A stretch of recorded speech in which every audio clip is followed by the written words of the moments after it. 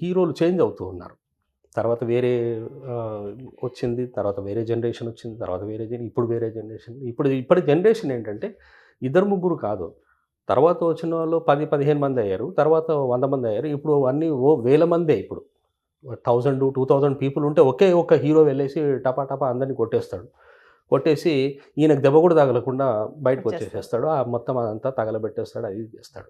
ఇవన్నీ వీళ్ళు చూసి స్టూడెంట్స్ అంతా, ఈ లెర్నర్స్ అంతా చూసేసి ఏంటంటే వాళ్ళు బాగా ఇన్ఫ్లుయెన్స్ అవుతారు. మనం కూడా అలా చేయొచ్చు అని, అంతమందిని కొట్టొచ్చు అని. నిజం చెప్పాలండి ఏంటంటే నేను ఎప్పుడైతే క్యారెక్టర్స్ చెప్పానో, కామెడియన్ అన్నాను, హీరో అన్నాను, విలన్ అన్నాను, హీరోయిన్ అన్నాను.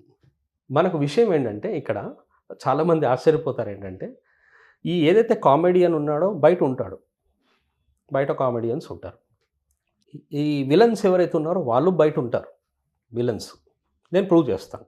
ఈ హీరోయిన్స్ అంటారా బయట మనం చూస్తూనే ఉంటాము, చాలామంది ఉంటారు. కానీ విచిత్రం ఏంటంటే ఒక అద్భుతమైన విషయం ఏంటంటే హీరో ఉండడు. నిజ జీవితంలో హీరో అనేవాడు ఉండడు.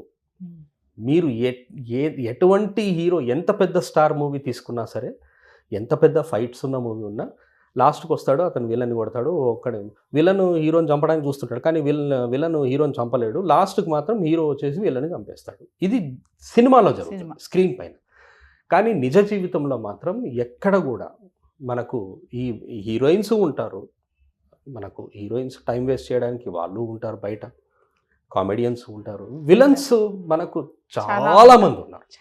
విలన్స్ మీకు ఎందుకంటే ఒక హీరో ఒక ఆటో డ్రైవర్ని ఒక హీరోని పెడతారు.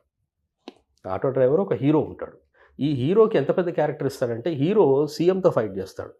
చివరికి లాస్ట్కి వచ్చేసి సీఎం ఓడిపోవడం చూపిస్తారు సినిమాల్లో. నిజంగా జరుగుతుంది అంటారా?